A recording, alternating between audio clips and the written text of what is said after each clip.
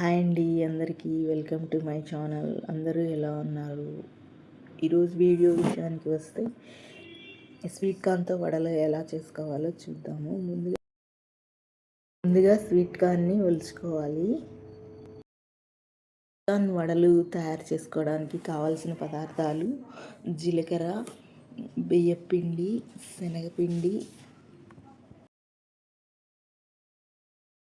పచ్చిమిర్చి, ఎర్రగడ్డలు, ఉప్పు, కారం, గరం మసాలా, కొంచెం కొత్తిమీర, అల్లంని సన్నగా కట్ చేసి పెట్టుకోవాలి.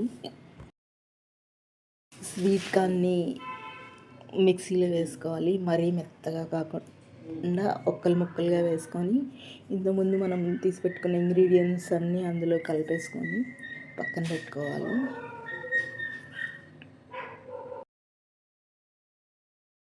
ఇప్పుడు బాండలు పెట్టుకొని నూనె పోసి బాగా వేడవనివ్వాలి. నూనె బాగా వేడైన తర్వాత మంటని సిమ్లో పెట్టుకోవాలి. సిమ్లో పెట్టుకొని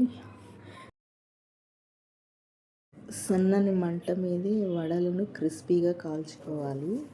ఇప్పుడు రుచికరమైన స్వీట్ కార్న్ వడలు రెడీ అండి. ఇవి అందరూ ఇష్టంగా తింటారు.